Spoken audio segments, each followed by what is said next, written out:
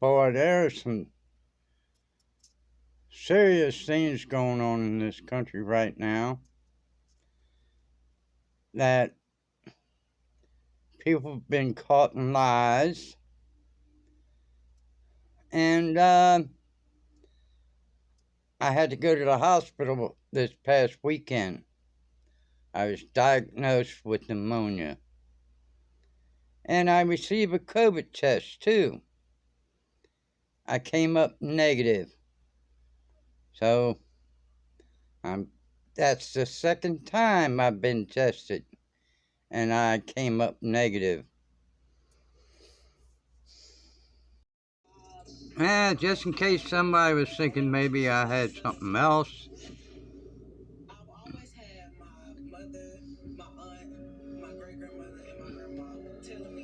Yeah,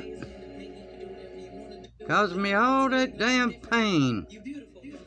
Antibiotics are taking effect.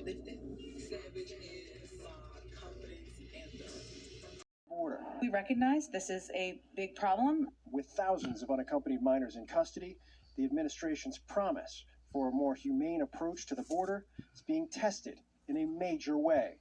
This is a big challenge, and it certainly is a reflection of using every lever of the federal government to help address that. Pollen season already starting up. Control says they are apprehending on average 500 migrant children a week at the southern border, and many detention facilities are well over capacity. According to Customs and Border Protection, the number of unaccompanied minors at the southwest border has almost doubled from January to February. But Democrats say the spike is due to the last administration. This is a humanitarian challenge to all of us. What the administration has inherited is a broken system at the border. Now for the next 90 days, FEMA is stepping in. They will help the government effort to safely receive, shelter, and transfer unaccompanied children at the southwest border. Homeland Security Secretary Alejandro Mayorkas said, quote, "Our goal is to ensure that unaccompanied children are transferred to HHS as quickly as possible, consistent with legal requirements and in the best interest of the children." A group of Republicans say they want to see the situation for themselves. We really want to see what's happening, how many unaccompanied minors are coming across. It's also to highlight what they call hypocrisy from D.C. Nancy Pelosi and the liberal Democrats hide behind their wall around the Capitol in Washington, D.C. And they blame President Biden for rolling back many of former President Trump's immigration measures on day one in office. The Biden border crisis, though, was created by Joe Biden's promises of amnesty and open borders and free health care for illegals during the campaign. The administration so far during the pandemic has continued to turn away or detain and return adult migrants to Mexico. They are urging people to not try to cross the border. In Washington, Lauren Blanchard, Fox News. Length. I can talk to you about that. Setting a modern record now for days in office without a press conference. He's doing the same strategy he did during the campaign. It worked for him in the campaign.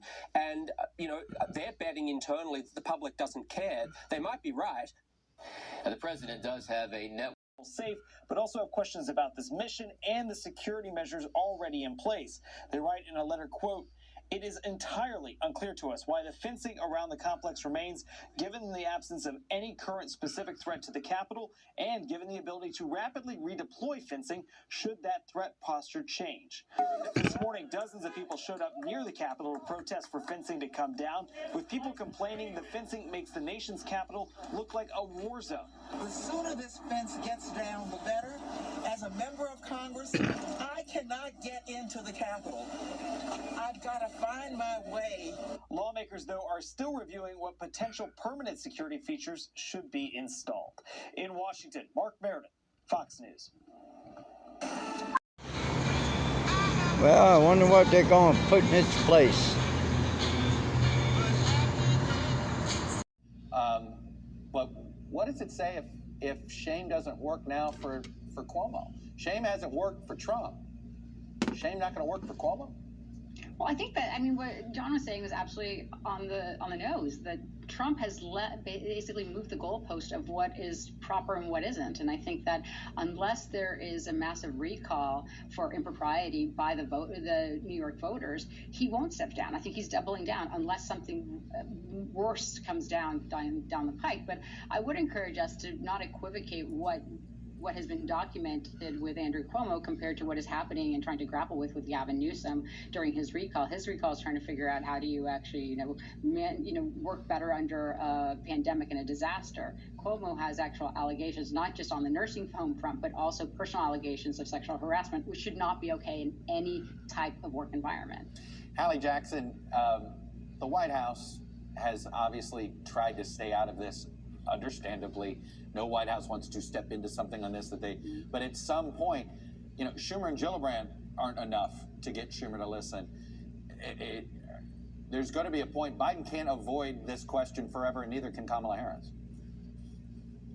Well, although they might be able to avoid it until, for example, the first news conference that the president holds, right? I think it is highly unlikely that the White House, that President Biden steps into this in and of his own accord, unless he is sort of directly pressed on this and directly asked about this. I will say there is, I think, increasing talk, or at least some talk among some national Democrats, that perhaps Governor Cuomo could take some of the political heat off himself if he were to say he would not, for example, run again in 2022. Not that that would solve the issue, not that that would make this go away. I did have a conversation. I was trying to understand why now, why Friday was this day that seemed to be the tipping point. And Congresswoman Grace Meng, who was one of the people who called for the governor's resignation on Friday, said she had seen what was happening on the local level, where these state lawmakers were, the increasing pressure being put on Cuomo, the dissatisfaction, the way that impeachment inquiry seemed likely to be headed. And that for her is what made that decision. And that's when you saw the slew of lawmakers on Friday come out on that point, Chuck. Well, I also wondered, John Hellman, when Andrew Cuomo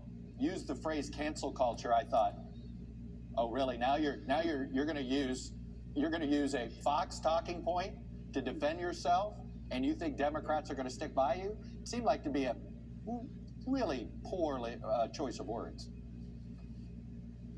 Well, yeah, Chuck, I mean, again, it's another page from the Trump playbook. And I think it's also, but it's cognizant, I think, in Andrew's mind, the governor's mind, that New York is a Democratic state, but there are big chunks of New York that are not as liberal as people assume New York is. And I think the governor knows he's lost the congressional delegation. He's obviously lost the left. He's obviously lost, he's not lost Gillibrand and Schumer. He's lost everybody. He's making a bid to try to go to essentially the Republican voters of the state to keep his numbers at a place where he can, and the broader, kind of more moderate Democrats, to push this off and say, look, let's have a process here and just try to ride this out and hope that he can survive, at least so that he can finish this term and have stayed in office as long as his father stayed in office. That's very important in the governor's mind. Well, it was amazing to read today that he has no place to go, no place to live.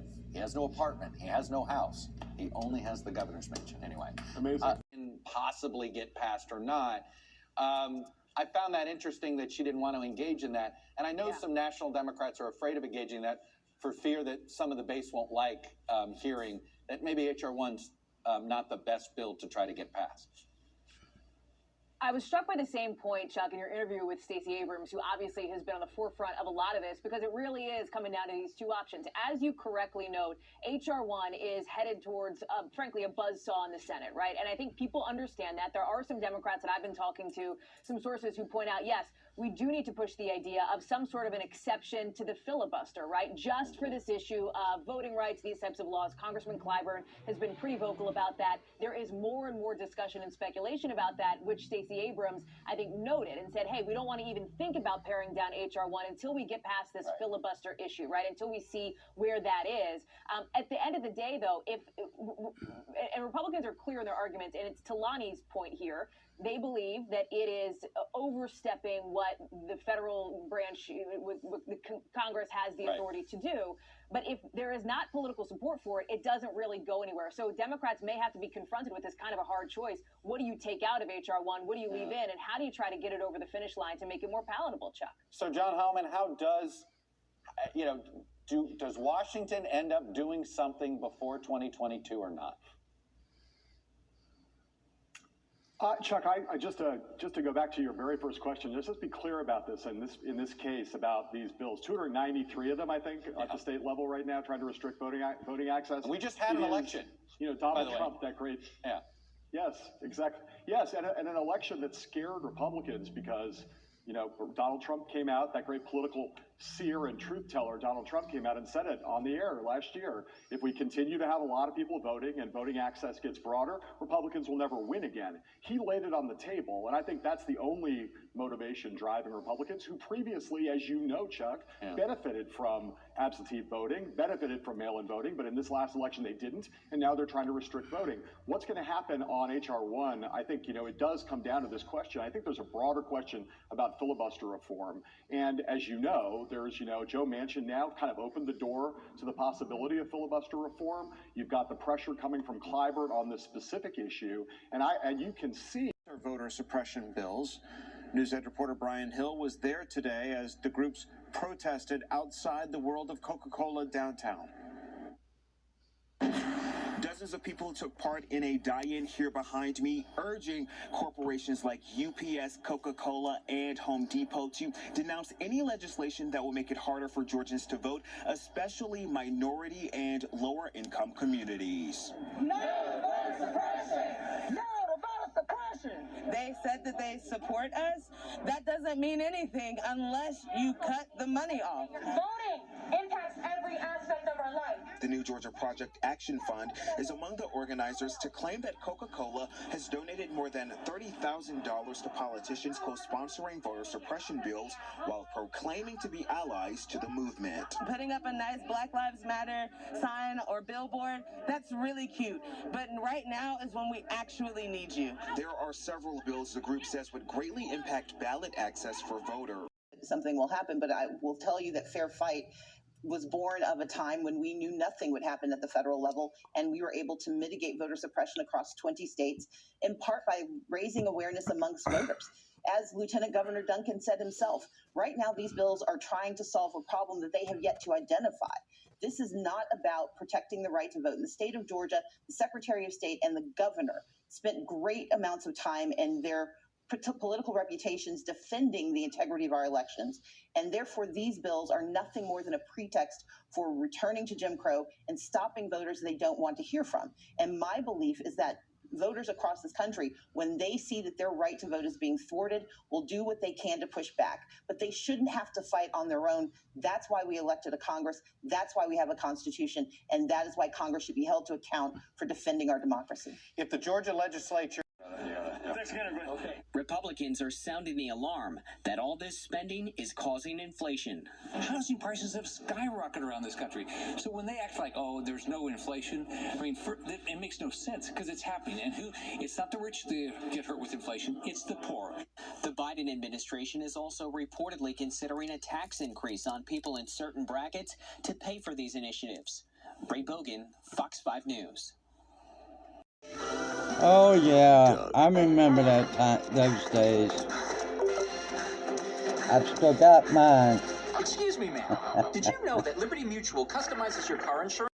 To grab those checks and leave you with absolutely nothing? The answer, yes, but only in some situations, and not all of them. Here's John Chiric. Debt collectors are coming for your stimulus checks if you have old unpaid bills. Question from a viewer. I have old credit card debt plus old unpaid medical bills. Will the creditors seize my stimulus check? Answer, maybe, if the creditors already have a court order placing a claim or freeze on your bank account. Yes, debt collectors can, in fact, if they have a court order, can, try to tap into the money through the bank account. If Carly B's performance last night at the Grammys is acceptable to the woke people and cartoons like Pepe Le Pew and Speedy Gonzales is offensive, I think every one of these woke people have been dropped on their head when they were babies. Every damn one of them. If they think that Carly B's performance last night with another woman and they're humping each other on national TV, if that's acceptable, and a cartoon that's been out for decades is now offensive, every one of these idiots been dropped on their damned head.